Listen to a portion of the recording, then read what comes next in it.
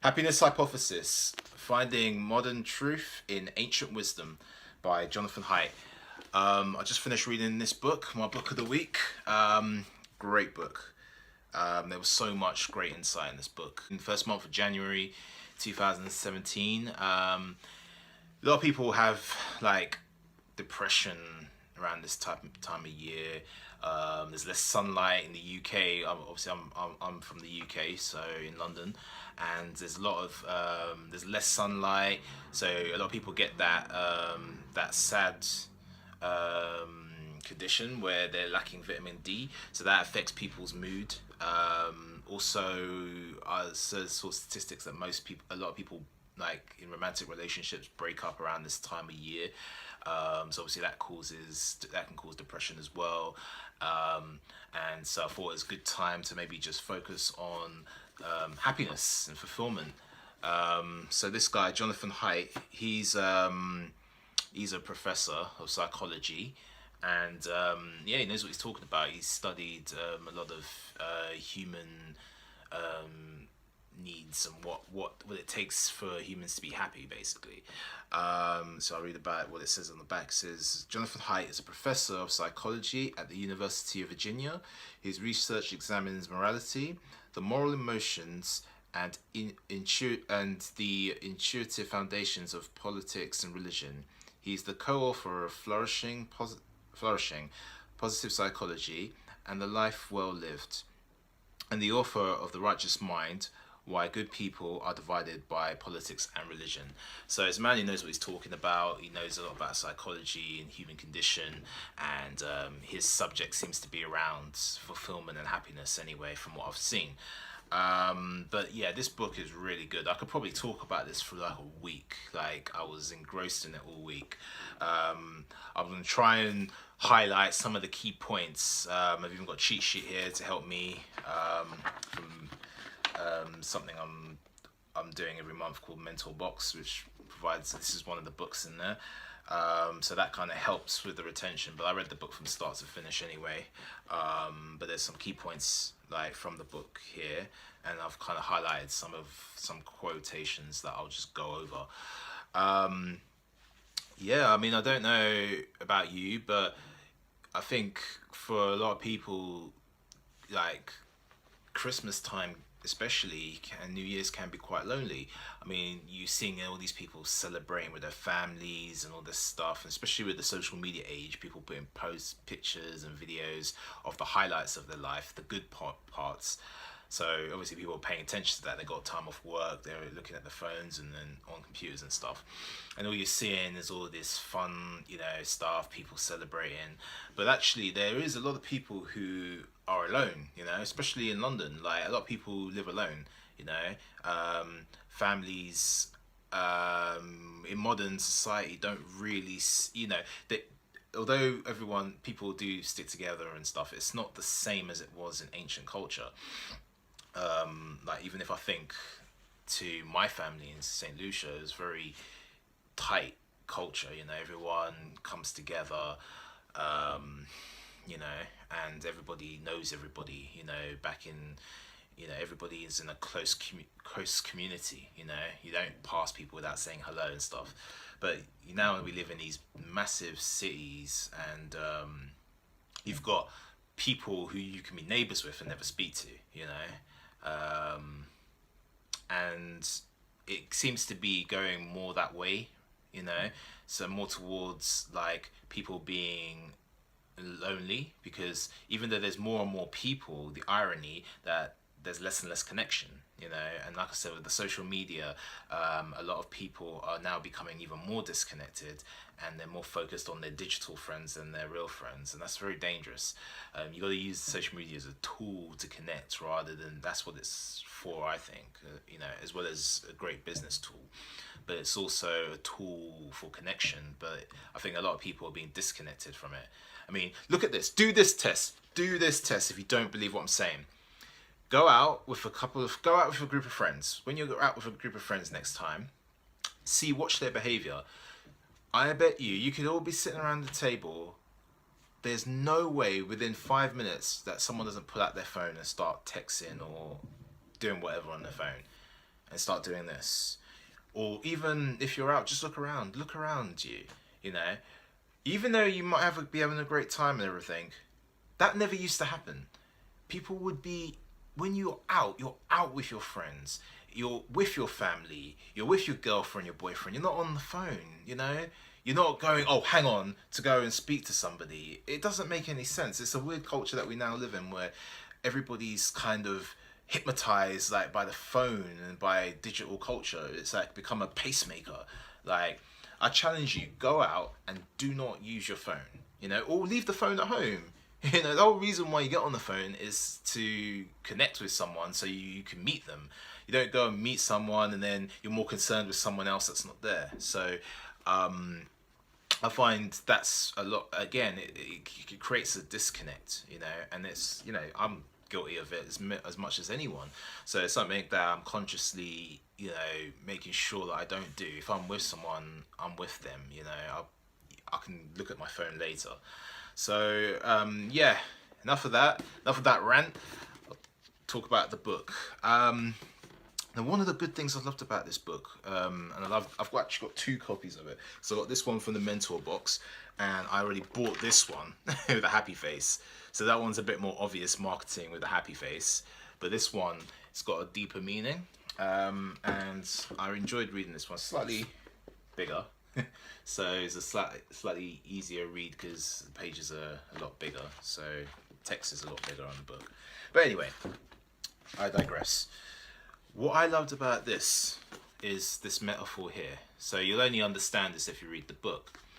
Now, what Jonathan Haidt uses this metaphor as is for our mind, the elephant and the rider. So if you can see quite clearly, like, this is an elephant swimming in like the sea or wherever, and there's a rider on the back. So if you've ever been to Thailand or places in Africa and stuff, you'll see, obviously, well, mainly I think in Thailand, you see like people riding on the back of elephants, India and places like that. So this is this massive creature, beautiful creature. It's really powerful, but yet it's being controlled by the rider, you know, or the rider is trying to control it. The thing is the elephant chooses or goes on automatic thinking. It will take the rider wherever it wants, you know. The elephant's more powerful than the rider, but the rider has the power to control the elephant. So this is kind of like a metaphor that's used in the book to kind of describe how our conscious and subconscious mind is represented. It was a great metaphor. I'm sure there's a line here, a quote that kind of explains that better than I did. So, right, I think I've got it here. Here's something that kind of explains what I'm talking about. Okay. So this is on the mind and emotional intelligence. So this section was talking about failures of self-control, and then it used the metaphor of the elephant and the rider. So just so you understand. So an emotionally intelligent person has a skilled rider who knows how to distract and coax the elephant without having to engage in a direct contest of wills. It's hard for the the controlled system to beat the automatic system by willpower alone. Like a tired muscle, the former soon wears down and caves in, but the latter runs automatically, effortlessly, and endlessly. Once you understand the power of stimulus control, you can use it for to your advantage by changing the stimuli in the environment and avoiding desirable ones, or if that's not possible, by filling your consciousness with thoughts about their less tempting aspects. So that's just one of the quotes that kind of uses the elephant and rider kind of metaphor. So the elephant represents the subconscious mind, and the rider represents the conscious mind. So whenever you hear that in the book, that's what it's referring to. But it's a great way of remembering some of the principles and things that are pointed out in the book. So the author, as he says in the subtitle, finding modern truth in ancient wisdom. So he looks at different ancient philosophers, Lao Tzu. A lot of the it focuses mainly on Eastern and Western and Indian, which is Eastern culture and philosophy. So Lao Tzu and Charles Darwin and some of the Greek philosophers as well, looking at Stoics and Epicureans and that kind of philosophy. Not so much African or other ancient philosophies, which was a bit of a shame. Would have been good to look at that as well. But there was a lot of good wisdom in the book from looking at those ancient cultures and those great thinkers of the past. But then comparing it to modern thoughts, so looking at evolutionary psychology, the psychology of our mind, and the science of the brain and how it works, the cognitive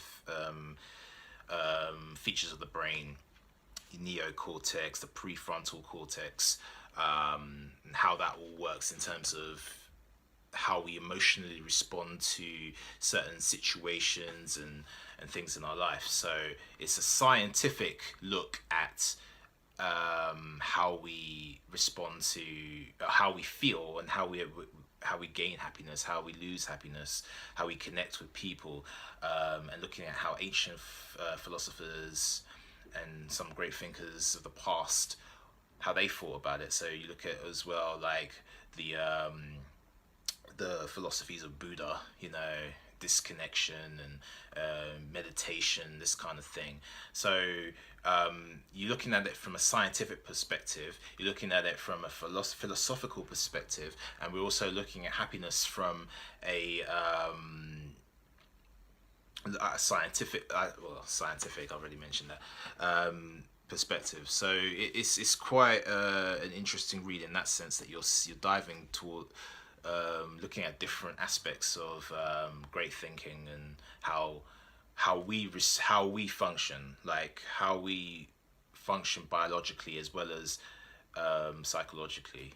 Also religion as well, looking at aspects of religion and how that kind of contributes to happiness as well for some people. Not just in terms of Christianity and Buddhism and all those kind of religions, but also in terms of taking yourself out of the picture, like seeing the world, how happiness can be cultivated through awe and through looking at the bigger picture, So when you have certain peak experiences, like for example, I don't know, for me, I like going to places of nature to retreat. So I like going to see mountainous areas or lakes and valleys and beaches, like going to the countryside. I love seeing ancient cultures, ruins and all that kind of stuff. That's one of the major things I love doing, and I want to continue doing. There's so much in the world I want to see. I haven't seen the pyramids yet, or the Aztecs and things like that.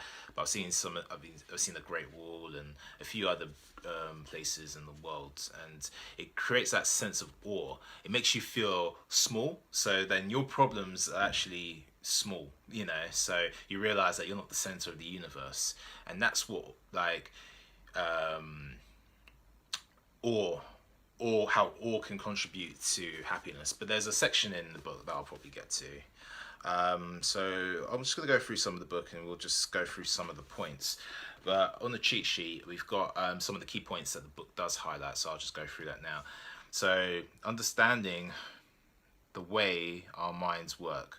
So we look at things like the ego, which is something that we all need to watch out for. The super ego, ID.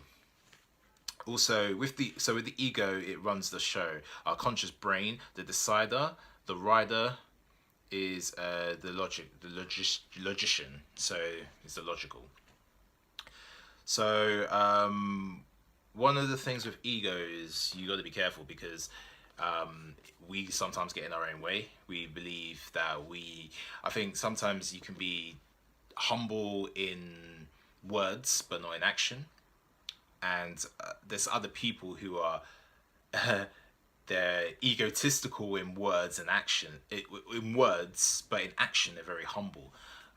Michael Jordan's a great example, one of the cockiest basketball players of all time, one of the greatest of all time. But if you watch him in training, he always listened to his coach Phil Jackson. He always listened to his fellow colleagues. He listened to people with more experience than him, and he learned from people who weren't as good as him as well. So, and one of the things that he did in basketball, in drilling, was, a lot of people want to do fancy things and all that, and obviously he did when he played, but Phil Jackson would just have them practicing bounce passes, which is like the most basic, drills you can do in basketball, and that's what he did, drill the fundamentals. So he was humble enough to listen to those people and to apply what he learned.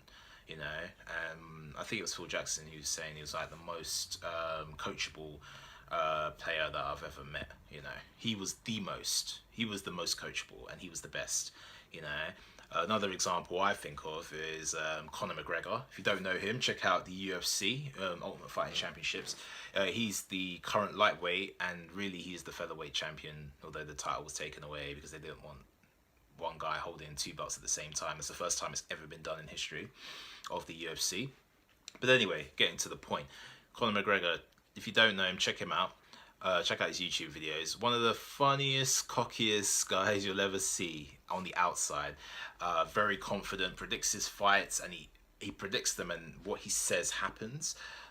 So he's predicted first round KOs, and like when he won the featherweight title, he predicted that he was going to knock out Jose Aldo, a guy who was champion for 10 years, undefeated in the UFC. He said he was going to come in there and knock him out in the first round, and he knocked him out in 13 seconds. He did exactly what he said he was going to do, and most of his fights have gone like that. He's very good at psychological warfare with his opponents. But one thing he's always said is, I'm cocky in prediction, I'm confident in preparation, but I'm humble in victory or defeat. And you do see that. He is very humble in victory or defeat. And one of the signs of humility was this year, he faced Nate Diaz and he lost. Everybody was on his case. He lost. They were waiting for that because he hadn't lost in the UFC. What he did was he came out to the press conference and he just admitted it. He was like, you know what? I wasn't well prepared. I wasn't good. He took on the responsibility. I need to go back to the drawing board. I've been too hyped with, all the media and all this. I need to focus on the martial arts. And he went back to the drawing boards. He retreated to Iceland with his team, and he just focused on the martial arts, and he improved, and he came back and he wanted to fight the same guy, Nate Diaz, at 170 pounds when he's a 145 pounder featherweight champion. But he wanted to fight the same guy and redeem himself, and he did. His tactics changed, he improved his skills, and he won the battle. He won the fight. And later on in the year, he ended up winning the lightweight title, and coming back. So he's someone who's, if you watch his tapes, you see him in training, he's very humble, he's open to new things, he's open to learning different things, which is why his game's evolved, and versus the rest of the roster in his division, why they're not on his level, because he's humble in his actions. Even though he's very cocky on the outside, it's not about the outside, it's about the inside. So anyway, that's just a little point on ego, but I think that's another thing that can bring you happiness, or it can bring you sadness if you're too egotistical. You believe that you're the center of the world, because then you see your problems all personally. It's all about you. It's all about when you're just a speck in the universe. There's nobody really cares about you and me besides our close friends and family, really. And even they have their own lives to live. So you're not the center of their universe as well. So I think that's another part of happiness, is realizing that the world is bigger than yourself. And there's a lot of good points in the book about that. Anyway, let me see if I can find a few good quotations. Okay, so the author, he was inspired by, like I said, a lot of ancient culture. So to find out about happiness and of ancient culture, I read dozens of works on ancient wisdom mostly from the world's three great zones of classical thought. So Indian, um, so from the example, the sayings of the Buddha, China, so Confucius and Tao Ching, the writings of Mei Tzu and other philosophers, and the cultures of the Mediterranean, so the Old and New Testament, Greek and Roman philosophers, and the Quran. I also read a variety of other works in philosophy and literature from the last 500 years. So there's a lot of knowledge in this book. That's just basically sums up like some of the ancient wisdom that is in this book. So helping find happiness and meaning is precisely the goal of the new field of positive psychology, a field in which I have been active. So this book is in a way about the origins of positive psychology in ancient wisdom and the applications of positive psychology today. Okay. So he talks about reciprocity, which is one of the great themes of the book as well. With reciprocity, you don't know, it's like people give and receive back as well. So we all operate in a reciprocal altruism. So our economy works like that. You know, friendships work like that. Relationships, they work like that. So you need to give in order to receive. It's like an old biblical principle even. So it goes back to religion as well. And I think a lot of people in today's culture, they want something for nothing. Today's society anyway, want something for nothing.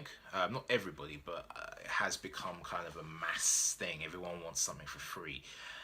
And you have to realize that actually first you need to give, you know. And if you're not giving back, then you shouldn't expect to be receiving, you know. So a lot of good things to do, for example, is volunteer. Volunteer work is a good example. Do more volunteering. Give to charity. Don't hold on to things so tight, because it's not about the world doesn't work like that. It's a reciprocal world. You want something, you need to give first, you know, and you need to give and not necessarily be expecting something in return. I think there are times where you need some sort of reciprocity back, you know. Obviously that's what it means. So you can't just be giving to someone continuously and they don't, you know, there's no response from, you're not giving you anything in return, you know. There becomes a point where you need to just cut that relationship off. But things like giving the charity, you should be doing it because what you get in return is a sense of abundance and fulfillment. That one, fulfillment, obviously you're helping someone else, but two, you're getting a sense of, I'm not the most important thing in the world. Although you are to yourself, it's not all about you. You know, there is a bigger world outside of you, you know. So that can help bring out happiness, and it can help you not focus so much on your problems, you know. There's always someone worse off than you. There's always someone better off, there's always someone worse off. You are where you are, you know. So yeah, reciprocity is an important theme in terms of happiness. So we talk about the Stoics and the Epicureans and how they saw happiness. Buddha in India and the Stoic philosophers in ancient Greece and Rome all counseled people to break their emotional attachments to people and events. So that's another theme in the book, about emotional attachments to people. So there's like two sides to that. So there's the side of, all right, you love someone, you're in a relationship with someone, or you have friends, close friends that you spend time with. So you have that kind of attachment to those people as you're close to them. But what happens when they go? What happens when your boyfriend, your girlfriend breaks up with you and they don't want to see you again? What happens when your friends, you lose touch with friends, or your friends betray you? You know, what happens when your family member dies? You know, that causes a lot of pain for people, you know. And there is a lot of ancient philosophy that talks about detachment. So things like Buddha, the workings of the Buddha and Buddhism, kind of not being attached to material things particularly. That is also another form of attachment. You see conspicuous consumption. People want to purchase things, you know. So of like the difference between like a lot of the rich and poor, for example, is the rich have investor mindset. So they invest in things that appreciate. They invest in assets. They invest in their knowledge, you know. Whereas the poor, their primary source of their income goes towards those things. Whereas poor and middle class people, most of them focus on consumption, so looking like they're rich. So they focus on buying nice cars, nice houses, big screen TVs, you know, things that rust, rot, and depreciate. They say so. It's also, that's also a form of attachment, you know, because you're not willing to postpone present pleasure for future gains, you know. Obviously we all need some current pleasure, but there's like, it's where's your priorities at. So if your priorities in consumption, it's another form of attachment. But yeah, again, I digress. But that's another thing that maybe you can look at if you are feeling depressed. Maybe it's because you feel like you don't have enough, you know. But when you look at society today, everybody is wealthy. Everybody's wealthy. Well, everybody in Western culture, a lot of people in Western culture, even people who are poor, they still, it's very rare that people will starve to death. You know, in some, unfortunately, in some developing countries, there are people who do starve to death, you know. So I'm in the UK right now. I know there are people who are struggling, and I'm not trying to demean that. But again, when you look at perspective and you look at the bigger picture, you realize actually, I'm in a house, I have heating, I have food, you know, the government gives you benefits, and if you're not in work, you know, you get some money, you know. It's how you use that money, it's how you use your time. So what, you're not driving in a BMW and living in a nice mansion. To some starving kids in India, you're living in that's what they see. They're like, I wish I had that life, you know. So that's another form of perspective, you know, of taking your ego out of it, taking your egocentricity out of, you know, it's not all about you, you know. And also nature, mother nature and society doesn't work on your timetable. So even though you may be moving in this direction, you have to go through waves and cycles, you know. That's how life is anyway, so you have to be strong enough to go through that. So back to the book. So human thinking depends on metaphor. We understand new and complex things in relation to things we already know. For example, it's hard to think about life in general, but once you apply the metaphor, life is a journey, the metaphor guides you to some conclusions. You should learn the terrain, pick a direction, find some good traveling companions, and enjoy the trip, because there may be nothing at the end of the road. So again, it's about enjoying the journey, not the destination. So it's not like, oh, I want to be rich, oh, I want this new car, oh, I want this girlfriend, this boyfriend, I want to be married, or I want, you know, to travel the world with my family. Those are all good, you know, those are all cool goals to have, but at the same time, you have to enjoy the journey to get there.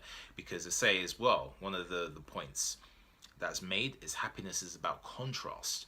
So happiness is a state of mind that you only have in certain points, but fulfillment is something over time. But with happiness, once you have you can only have happiness through contrast. So for example, if you're only making, I don't know, 20,000 a year, £20,000 a year in your job, and then you have a raise and you're now making 50,000 a year in your job, why in that moment you'll be happy, because it'll bring you a sense of happiness, or you know, you'll be fulfilled. You know, because you progressed and you've had that contrast of where you were before versus where you are now. So the whole nature of happiness was that at one time you were sad and the next time you were happy. You know, it's like, it's the same way, one time you were up and another time you're down. You know, it's like you can see a different perspective. So happiness happens through contrast. So it's inevitable that you're gonna experience you know, different, you know, different sides of the pendulum. Right. So the mind, the divided mind. There's a chapter on the divided mind. Um, so it says here that Freud, as in Sigmund Freud, said that the mind is divided into three parts. So the ego, the conscious and rational self, the superego, the conscious, and sometimes too rigid commitments to rules of society, and the ID, the desire for pleasure, lots of it sooner rather than later. So that kind of goes into the whole Epicurean mindset of live free and be merry right now, because for tomorrow we die, you know, as opposed to the Stoicism, as in we invest for the future and build a strong society, you know. The metaphor I use when I lecture on Freud is to think of the mind as a horse and buggy, a Victorian chariot, in which the driver, the ego, struggles frantically to control the hunger, lustful, and disobedient horse, the ID. While the driver's father, the superego, sits in the back seat lecturing the driver on what he's doing wrong. So that's a great metaphor. Okay, so on the division of the mind. So basically, Jonathan Haidt goes on to talk about the divisions of the mind. So there's all the divisions that we have, you know. So we have the mind versus the body. We have the left versus the right. So in terms of the left versus the right, the human brain has two separate hemispheres joined by large bundles of nerves and corpus callosum.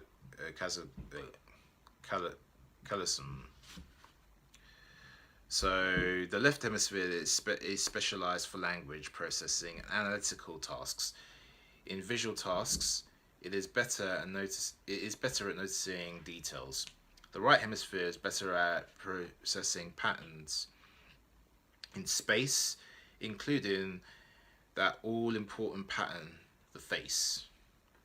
This is the origin of the popular and oversimplified ideas about artists being right-brained and scientists being left-brained. So like they say, like the left brain is the logical side, analytical side, versus the right brain being more emotional, being more creative, you know, that kind of thing.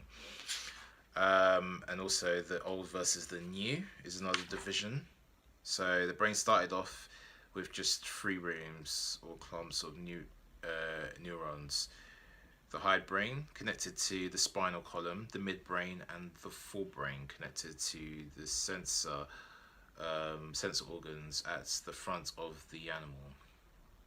Okay, so the forebrain of the earliest mammals developed our new outer shell, which included hypothalamus, specialized to coordinate basic drives and motivations. The hippocampus, specialized for memory, and the amygdala,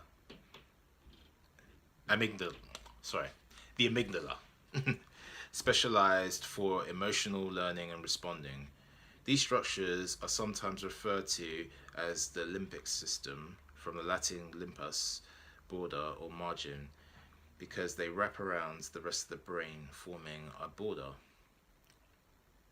Okay, so then it talks about the neocortex and explains that it is a grey matter of characteristic for human brains. The front portion of the neocortex is particularly interesting, for parts of it do not appear to be dedicated to specific tasks, such as moving a finger or processing sound. Instead, it is available to make new associations and to engage in thinking, planning, and decision making. Mental processes that can free an organism from responding only to an intermediate situation. This growth of the prefrontal cortex seems like a promising explanation for the divisions we experience in our minds. Perhaps the prefrontal cortex is the reason. Okay. So the prefrontal cortex enables a great expansion of emotionality in humans. So just explaining like biologically how the brain works and how we respond emotionally to things, and how the prefrontal cortex is a big part of that in the human brain. And it goes into a lot of detail regarding that. I'm not going to go straight into that. It's quite a detailed read, but it's very interesting. So you got the fourth division is the controlled versus the automatic. So that's kind of like the metaphor of the rider and the elephant. Going back to that again. So the automatic is here, the rider. I mean the elephant, powerful, and if you don't control it, it will just go off the cliff, you know.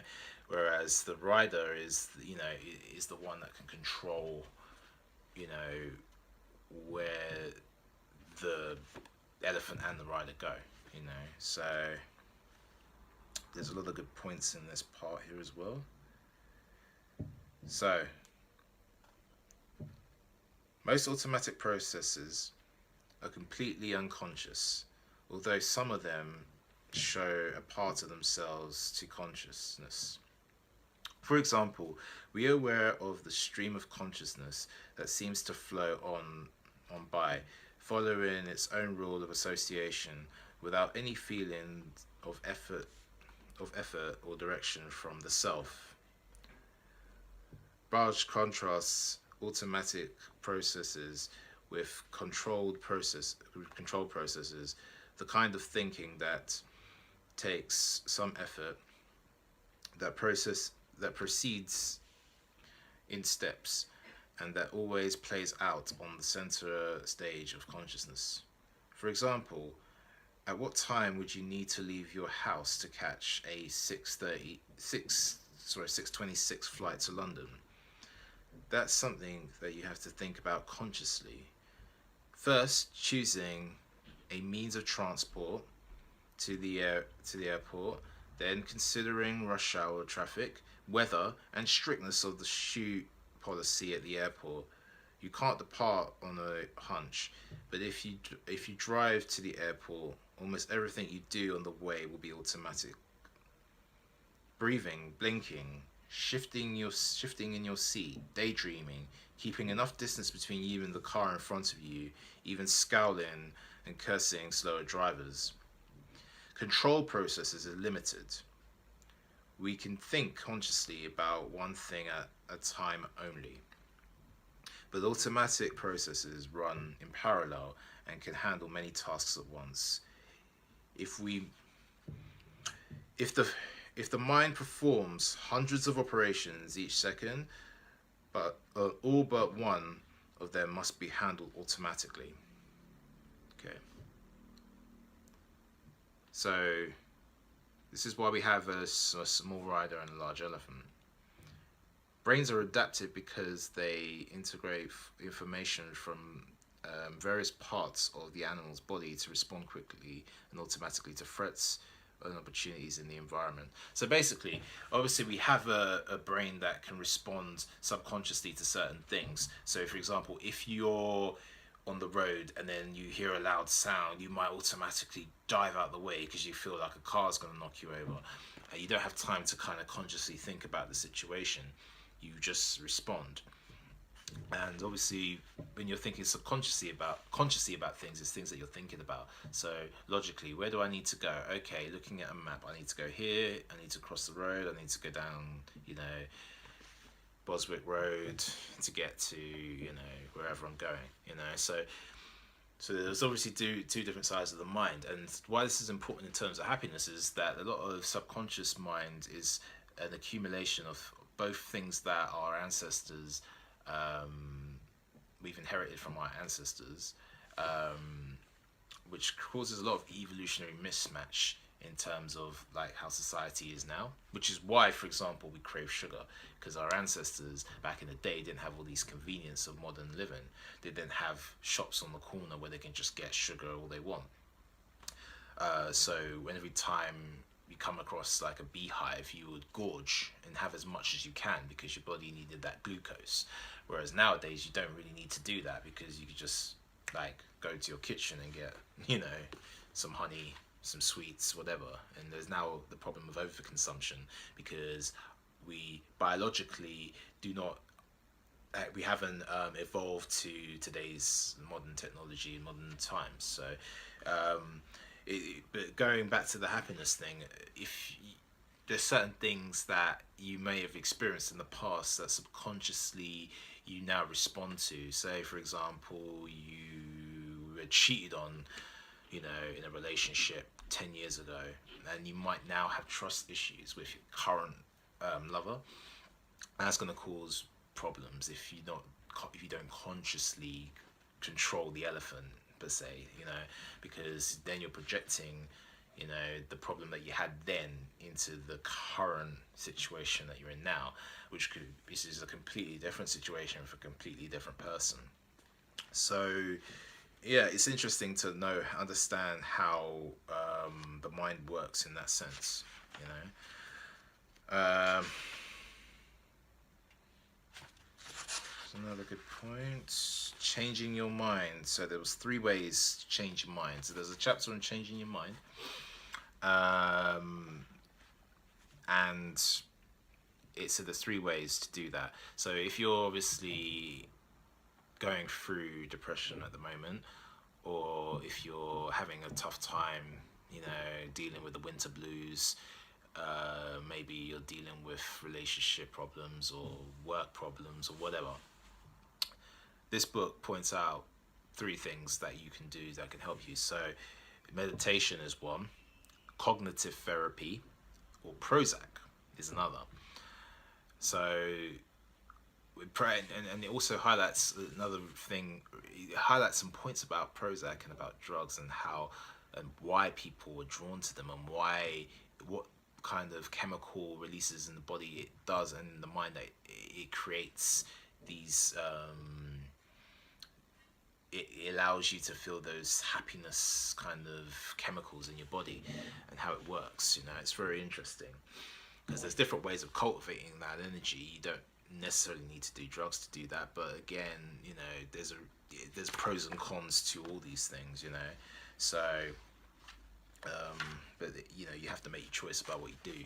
So those are like 3 points that it makes. You know, with meditation, it says there are many kinds of meditation, but they all have in common the conscious aspect of focused attention in a non-analytical way.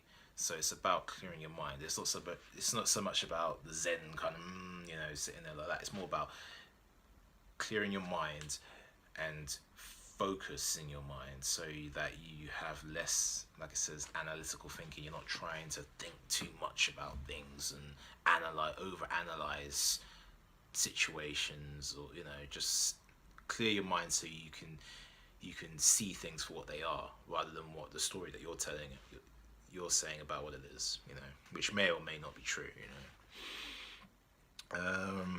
So meditation is one. Cognitive therapy. So what it says is meditation is characteristically Eastern solution to the problems of life. Even before Buddha, the Chinese philosopher Lao Tzu said that the road to wisdom runs through calm inaction, desireless waiting. Western approaches to problems more typically involve pulling out a toolbox and trying to fix what's broken. That was Lady Philosopher's approach with her many arguments and reframing techniques. So basically, with that, it's true. I mean, when I was living in China, one of the things I experienced was how they use medicine, or a lot of it is preventative, that you've got acupuncture and they focus on the meridians of the body and how to cultivate the energy so that you prevent pain. Like a lot of their food as well, they have different elements of food which obviously we know, proteins, carbs, fats, different things needed for different things, but they would go into a little bit more detail. I found like this was good for the eyes because it's supposed to do this, and it was very there was a lot of philosophy behind it, but it seemed quite scientific as well. But it's a different way of treating, because I mean, if you've ever had acupuncture, you realize that it cures you in a different way than pharmaceutical drugs will. But a lot of their culture is about preventative, whereas again, like it said, like Western is more about putting the band-aid on the cut after the cut happens, whereas with them it was more with Chinese culture anyway. But I think it's quite an Eastern thing anyway. It's more about preventing the cut from actually happening, So that's an interesting point. So what else? Yeah, we often use reasoning not to find the truth, but to invent arguments to support our deep and intuitive beliefs, residing in the elephant. So the elephant again is the deep, unconscious mind, and we do this. I've been guilty of this, where you're not actually looking at the facts or or at the what's actually in front of you. You're just creating an argument in your mind because you've made a decision and you're sticking with it. Or they say they say as well, like in sales, for example, people buy emotionally and then they justify logically. And I think people do that a lot in other areas of their life. They do it in relationships, they do it in a lot of things, and it can cause a lot of pain. Depressed people are convinced in their hearts of three related beliefs known as Beck's cognitive triad of depression. These are: I'm no good, my world is bleak, my future is hopeless. A depressed person's mind is filled with automatic thoughts supporting these dysfunctional beliefs, particularly when things go wrong. So it's kind of like a self-destructive pattern, you're supposed to get out of the depression. The first step is like to have more positive thoughts, to see, let's say, the glass half full, but instead you're already on the spiral of seeing it half empty. So it just causes you to go further into a depressive state, a state of depression. Okay, what else does it say? So going back and so just supporting that point I just made, depressed people are caught in a feedback loop in which distorted thoughts cause negative feelings, which they distort thinking further. Beck's discovery is that you can break the cycle by changing thoughts.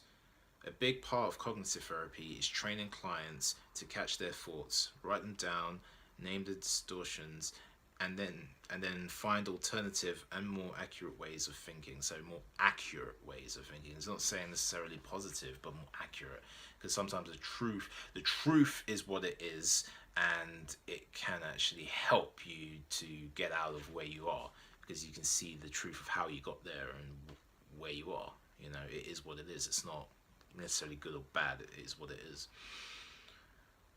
Over many weeks, the client's thoughts became more realistic, the feedback loop is broken, and client's anxiety or depression abates. Cognitive therapy works because it teaches the rider how to train the elephant rather than how to defeat it directly in an argument. So in other words, the elephant is stubborn, so you ain't going to defeat it in an argument, you need to train it, So again, that's a great use of the metaphor, the elephant and the rider. The elephant learns best from daily practice. A weekly meeting with a therapist is not enough. So it is what you do every day. So I think it's Joel Salatin who says there is no change without a change in routine. So if you want something to change in your life, you can't just expect it to happen overnight, or expect it to happen because you went to the gym one time, so you're expecting to be like buff and fit, or have less fat, have lost weight. It doesn't work like that. It's what you do routinely for a long period of time, like not even the whole 12-week transformation thing that a lot of a lot of businesses promote. It's more like 18 months, 2 years, 5 years. It's what you're doing for a lifetime. That's how you transform your body, because your body doesn't work like that. It doesn't just transform. It needs to go through a genetic process of rebuilding and destroying and taking in nutrition and all that kind of thing. So I mean, it's the same with dealing with depression. I guess it's something that you have to do daily things to kind of, and there's many different things you can do to kind of help you get out of that. We talked about looking at the bigger picture. There's certain things that can bring you fulfillment in terms of the way you see things, the way you the relationships you have, your career, and all this kind of things. Are you getting fulfillment from these things? And yeah, there's a lot of good points here. It's very hard to kind of summarize because the book is full of gems. If you look, I've highlighted so much of the book. So yeah, there's a lot of great points here. But I'll move on to the Prozac. So with Prozac, what it was saying was Prozac was the first member of a class of drugs known as a selective serotonin reuptake inhibitors, or SSRIs. So with Prozac, what it does is it helps produce more serotonin. So serotonin, it releases that good feeling of a positive feeling in the brain. Prozac gets into synapses, the gaps between neutrons, but it is selective in affecting only synapses that use serotonin as a neurotransmitter. Once the synapses, Prozac inhibits the uptake process, the normal process in which the neutron that has just released serotonin into the synapse then sucks it back up into itself to be released again at the next neutral pulse. The net result is that the brain on Prozac has more serotonin in certain synapses, so those neutrons fire more often. Okay, so it works in terms of giving you that happy feeling. So far sounds like cocaine, heroin, or any other drugs that you might have learned in association with a specific neurotransmitter. But the increase in serotonin happens within a day of taking Prozac, while the benefits don't appear for 4 to 6 weeks. Okay, so it happens quickly, but the benefits don't happen until 4 to 6 weeks. So again, that's causing a biological change in you to kind of help the depression, if you need Prozac. And reading through this chapter, it really educated me on drugs and how, because it was talking a lot about those kind of drugs and why Prozac is used and how it can be beneficial, to a person maybe suffering from depression. But again, just going back to the beginning of the chapter, I mean, those are 3 ways to help change your mind. So meditation is one form, cognitive therapy, and Prozac. So those are the 3 examples of how you can recover from depression, or from feeling down, or you can strengthen your mind in a time of challenge, let's just say.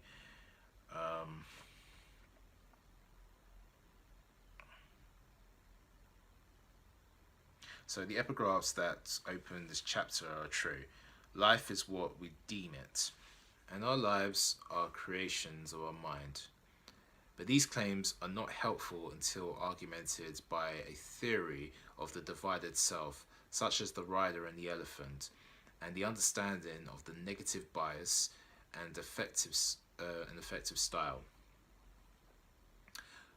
Once you know why change is so hard, you can drop the brute force method and take a more psychologically sophisticated approach to self-improvement. Buddha got it right. It got it right. Got it exactly right. You need a method for taming the elephant, for changing your mind gradually.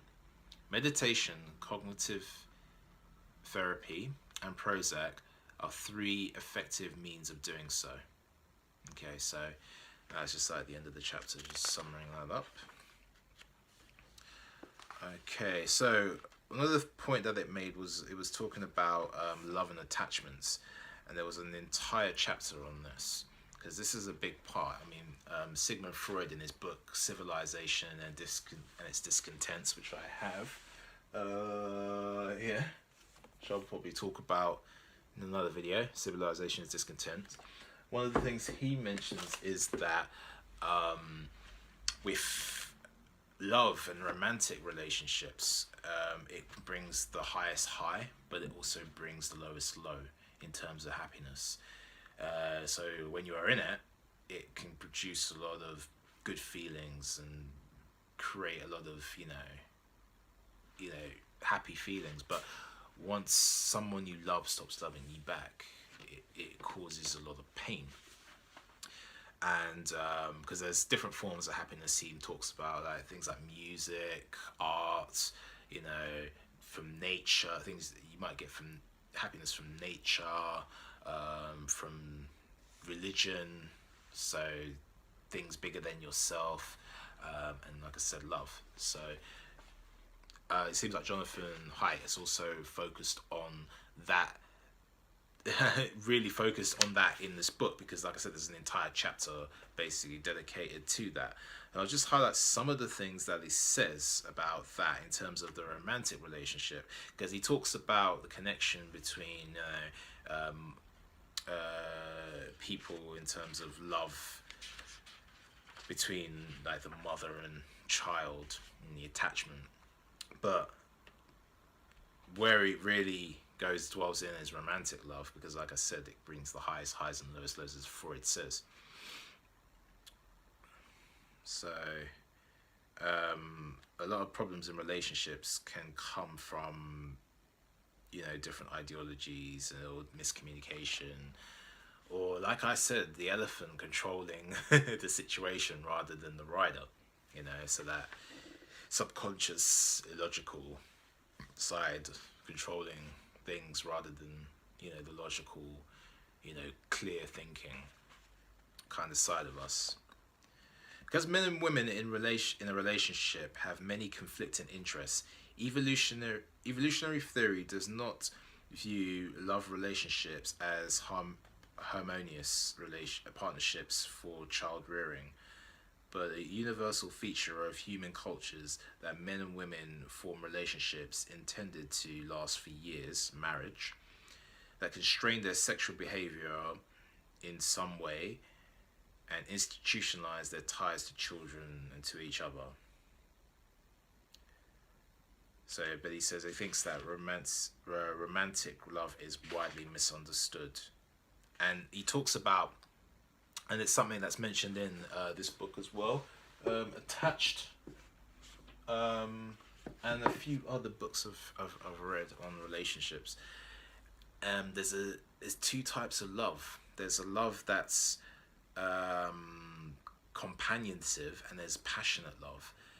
And there's a graph here that kind of explains what that's about, and how if you look at the graph and you look at passionate love, it's really high at the beginning, but it can't stay like that for long. It's like, it's a feeling of euphoria that you can't just have continuously. Companionative love kind of grows slowly over time, and there's also a point here in which companionative love or passionate love can become companionative love, but a lot of the times people leave the relationship before it has a chance to do that, because they realize that, oh, this person isn't as perfect as I thought they were, and one little mistake that a person makes in a relationship, they'll just leave. And they're leaving, and a lot of the times they're making a mistake because they only saw that person as a perfect person, and they didn't realize that this person actually was a great match for them, and they could have had a great relationship with this person if they just got past the whole passionate love thing. So because I think that's the thing. A lot of us, we're not educated about these things. School doesn't teach us about this. We don't read books like Happiness Hypothesis to understand the human brain and really truly delve into like a lot of the ancient philosophies and cultures and why we think the way we think. And a lot of people, grown adults, I'm including myself, don't have that kind of maturity to kind of handle being in a relationship with someone else and acknowledging their flaws, and not just kind of taking the ego out of it. How am I feeling? How does this make me feel all the time? And putting it on the other person. Like, how am I making the other person feel? Rather than it's just being about me all the time, because that's how you get hurt as well, because you're too focused on what you're not getting versus what you're giving. It's that whole reciprocal altruism thing again. So there's a lot of good points here. He talks about Buddha and how obviously the Eastern culture of Buddhism about detachment, and why in relation to romantic love. So here it says, Buddha said, so long as lustful desire,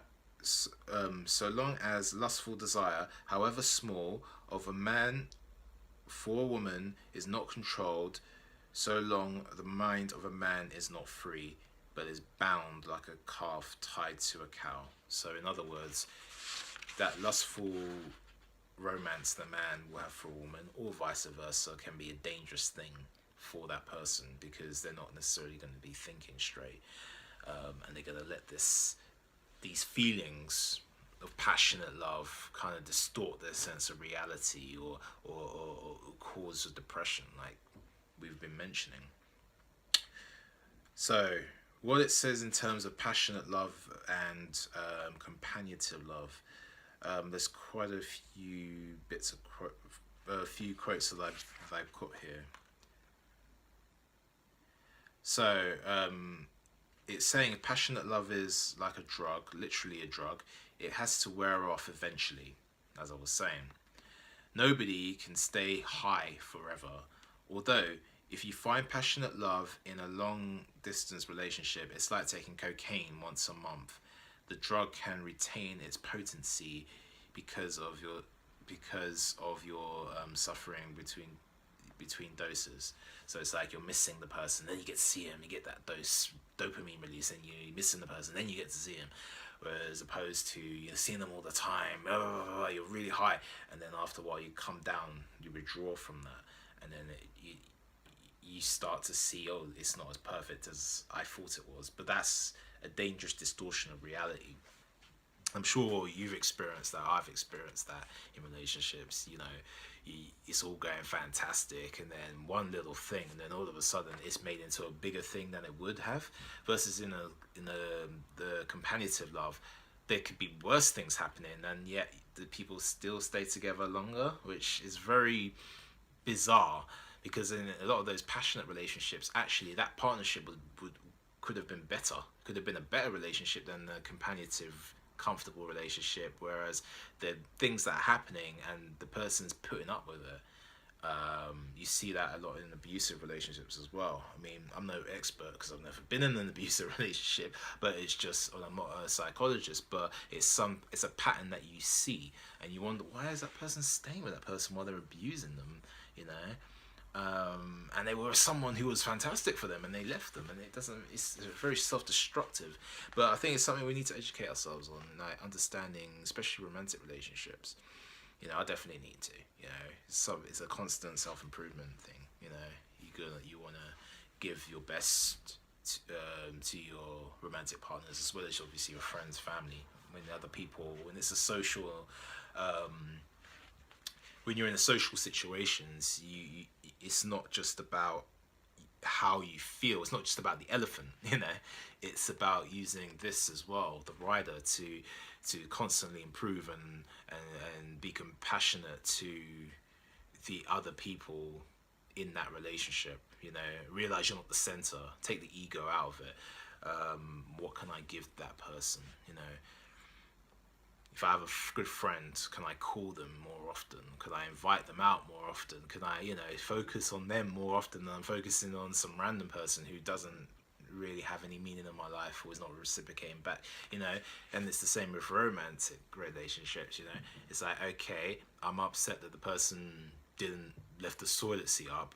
Is it really the end of the world? Maybe they just didn't realize. Maybe I can, you know, maybe I don't need to blow that out of proportion, you know, or maybe I should pay more attention to, you know, my wife or whatever, because she's a woman and she desires, she has desires, she wants to grow through praise. She wants to know that I appreciate, you know, how beautiful she looks and how beautiful she is, you know. So maybe I can just turn the TV off, you know, pause the game, you know, or the fight and that I'm watching on TV and spend some time with her, you know, spend some focused time, you know, put my phone away, you know, and not be looking at my phone and actually talk to her, listen to her, look in her eyes, you know, and actually just take, you know, just listen, give her my attention and take in her, you know, all her love and all she wants to give me. So it's a very interesting subject, and this, like I said, this chapter really goes into detail. There's a lot of detail here, and again, in terms of passionate love, it says passionate love ignites, it burns, and it can reach a maximum temperature within days. During its weeks or months of madness, lovers can't help but think about marriage, and often they talk about it too. Sometimes they even accept I can't pronounce the word, the commitment to marriage, basically. This is often a mistake. Nobody can think straight when high on the passionate love. The rider is bestowed by the elephant. The other danger point is the day the drug weakens its grip. Passionate love doesn't end on that day, but the crazy obsession, the crazy and obsessional high period does. The elephant regains its senses and can, for the first time, assess where the elephant has taken them. Breakups often happen at this point, and for many couples, that's a good thing. But sometimes breaking up is premature, because if the lovers had stuck it out, if they had given compassionate love a chance to grow, they might have found true love. Yeah, see, it's very dangerous, and it's important to understand that when you're in it, because it's hard to think about it because you're in it. It's easy to say in hindsight when you're outside, but when you're in it, you know, you must realize what it is, you know, and that it will eventually stop, and not to overreact, you know. Sometimes it's necessary to move on from that person because it was just what it was. It was just, you know, fun, you know. But a lot of times it wasn't. I think a lot of relationships, actually, it's not like that. It would have been a good companionative love that would have lasted a long time. And just people overreact, I think, a lot of times to little things that aren't really important. So that's a good point about love and compassion and passionate love.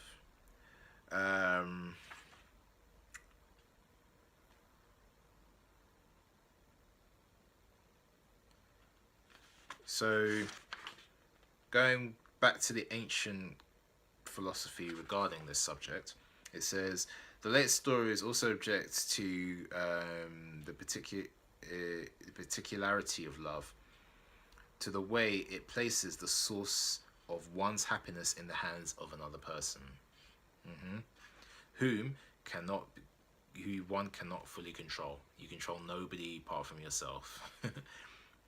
Even the Epicureans, those whose philosophy was based on the pursuit of pleasure, value friendship, but opposed love, romantic love.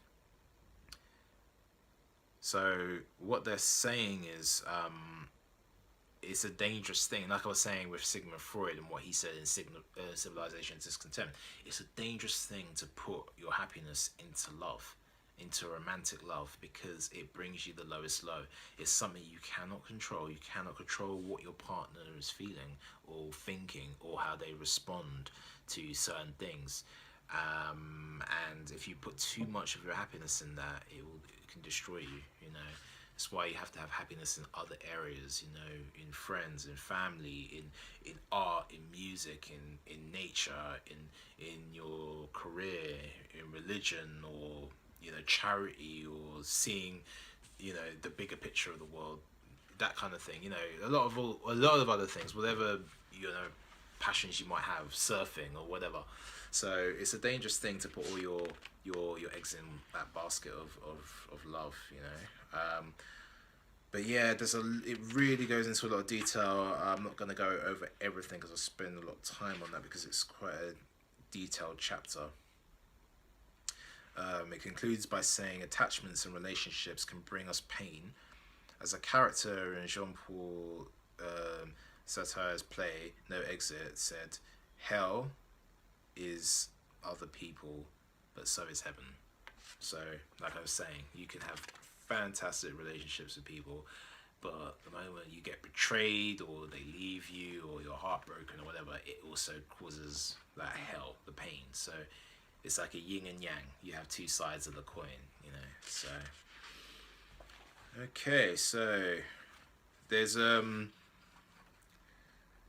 chapter where he's talking about the divinity with or without God. So talking about religion and how that can contribute to happiness. He talks a lot about how, like, people who are religious, a lot of them they get that feeling of obviously being a part of something bigger than themselves. So if you're a Christian or a Muslim or you know, Buddhist or whatever, you have this sense of being part of a community. And one of the things it says is a lot of those people are less likely to be depressed because they're part of a community, because they're part of something that is bigger than themselves. For example, God. So because they see things as acts of God, life and situations that they're in is God's will. You know, they see it as big. It's a bigger entity than their own ego, than their own self. So a lot of those people are a lot happier, and I've actually seen that a lot with a lot of religious people. They are very happy. They have a lot of happiness, or they seem less depressed anyway. They're always at church and they're always talking about God, and they look at some of their problems and then they say, well, you know, if it's God's will, it will happen, you know. So it gives them a sense of being part of something bigger than themselves. So it's just a way of seeing how the mind works in terms of the things that we're doing and the things we're part of as well. And it talks also about awe. So awe also gives that feeling of being a part of something bigger. So when you visit somewhere like a beautiful mountainous area, like I like to do, you get a sense that you're small. So the vastness of beauty, it creates that sense of awe and the sense of you're bigger part of your small speck of a bigger universe. You know, we're only a small speck in the cosmos of life. You know, it's like, so if you're only when you go to these places, like if you go visit the Grand Canyon, for example, it's a spectacular, you know, sight. So you feel small, you know, and it creates that sense of awe that can bring you a sense of euphoria and happiness, you know. It says here, something about the vastness and beauty of nature makes the self feel small and insignificant. And anything that shrinks the self creates an opportunity for spiritual experience. The soul escapes the body only at death, but before then, spiritual practices great sermons and the awe of nature can give the soul a taste of the freedom to come. So it's another way of, saying a sense of heaven on earth, I guess. Again, if you're in a state right now where you're feeling down or depressed, go take a trip. I try and take a trip like once a month, by myself. Sometimes I go with someone or with people, but I try to go by myself because I want to escape the hustle and bustle of London and all the people and stuff and all my friends and family and whatever, just to kind of have some sense of it ain't all about me. Go somewhere different, go somewhere that I'm not used to, and somewhere completely opposite would be countryside areas or places where there's nature, animals. I love animals. I don't own any pets, but I love to be around animals and have that connection to nature, because they have a different energy. They have this natural equilibrium with the environment that I feel we don't, and it's nice to be around them. Seeing sheep and cows and even cats and dogs and in the city, but it's good to be away from the city. So I always find it's a great place to kind of just let go of all the thoughts in your mind, the analytical thoughts. Oh, I need to do this. You got so many goals and relationships and things like that, but it lets you just step back and relax and just appreciate your surroundings. So it gives you a sense of perspective. So that's something I highly recommend doing, just from my own experience. Give it a try. It may work, it may not work, but give it a go. And another point, one of the last points I'm going to make, because this has been quite a long summary, is on the purpose of work. And one of my things is I always I love filmmaking, martial arts, and filmmaking are my two passions. That's that's my gift I want to bring to the world. Martial arts is more of a passion for me. Filmmaking is more of a purpose, but they do kind of coincide as well. So it's one thing I always ask people: what would you do at 3 a.m? What would you wake up at 3 a.m. in the morning and pay £1 million to do? Whatever that is, that's truly what you need to do, because society has kind of suppressed people into believing that they can only do certain things and other things aren't possible. So one thing I like to ask that question, and I always get great answers, because people usually, before I ask that question, oh yeah, I kind of want to be a dentist, and then when you ask that question, oh, I'd love to just travel the world, and I'd love to do some singing and or whatever, that they'll come up with the real answer. And it's like, that's what you need to do. And it's like, well, if someone's done it, you can do it. And even if they haven't, it's a good reason for you to go out and do it. But you need to be prepared to take the hits. You need to be prepared to go on the journey. It's not easy, it's difficult, just like everything else. But it takes the same energy as it would to do something that you don't like. But it will help create that happiness in your life, that fulfillment, because at least you're doing what you're here to do. So there was a really good quote I'm going to kind of end with, because there's quite a few here, but I'll just end with this one. It says, if you see your work as a job, you do it only for the money. You look at the clock frequently while dreaming about the weekend ahead, and you probably pursue hobbies which satisfy your affectance need more thoroughly than does your work. If you see your work as a career, you have larger goals of advancement, promotion, and prestige. The pursuit of these goals often energizes you, and sometimes take work home with you because you want to get the job done properly. Yet at times you wonder why you work so hard. You might occasionally see your work as a rat race where people are competing for the sake of competing. If you see your work as a calling, however, you find your work intrinsically fulfilling. You are not doing it to achieve something else. You see your work as contributing to the greater good, or as playing a role in some larger enterprise and worth of which seems obvious to you.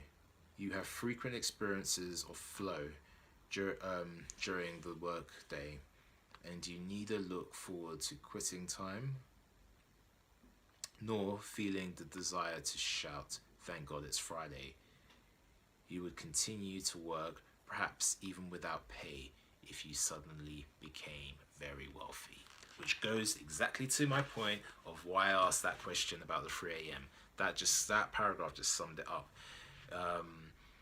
And for me, I'll just go back to what I was saying for myself in terms of the filmmaking. The reason why I love film is because it takes people outside of themselves. You're seeing something as a story. You're seeing characters. You're seeing yourself, because it's kind of like an observing ego. It's almost like you're stepping outside of yourself and you're watching the main protagonist, and you become the protagonist in the film. And the films, they're there to entertain, but they also can be very inspiring, and it can reach a lot of people, especially in a short space of time. And a lot of the media is very negative, I find. It's very limiting. My thing is to use the mass media to challenge the status quo, to inspire, and that's a big goal. That's something way outside of myself, outside of, I love doing martial arts, I love watching movies, I love making movies, I like to travel. It's something bigger than myself, because it's about other people. It's about and it's not just about other people in my life, because they'll be taken care of at that point. I'll reach financial prosperity and be able to help myself and my family and friends and whatever. But once you get to a certain point, you need to have impact. So that goal is about impact. It's about how can you help the world be a better place than when you left it, even if it's through entertainment, inspiring entertainment, because I've been inspired by films. It was The Matrix that inspired me to wanting to get into film, and it's one of those films I've watched time and time again that's helped me out in many different situations in my life. Helped me achieve certain things. It's all about not being limited by your surroundings, by this artificial environment that was created to control you. It's about actually you have the ability to do whatever you want. That's one of the things I got from The Matrix, and it's now something I kind of want to give back to the world. So it's important to have a goal that's bigger than yourself, and particularly in your work and your career, because that's what most of us are going to spend most of our time doing, for the rest of our lives, and it needs to be beyond money. That's why it's important to have financial intelligence and education, so that you can free yourself from needing to just work for money, and you're working for a bigger purpose. That's what I believe anyway, and that's what I'm aiming for, and that's the path I'm on. So this book, Happiness Hypothesis, I give it a 5 out of 5. Brilliant book. Definitely pick it up. It will definitely help you in terms of seeing different perspectives on happiness, and how great thinkers and great psychologists thought about it, and you'll understand more the science of your brain and how you think. You'll understand about not letting the elephant take control of the rider, and how you can be the rider controlling the elephant and synergizing as one. That's kind of what the whole book is looking at, which is a great metaphor for the book. Definitely pick it up. Jonathan Haidt, knows what he's talking about, and definitely recommend it. But leave a comment below. Let me know what you thought. If you read the book, what you thought about the book, or some of the points I've made. If you've got any comments, let me know on your thoughts on how you can be more happy, what you can do to get through the winter blues. And again, like, share, subscribe if you like the video, and I'll see you again for another book of the week. Peace.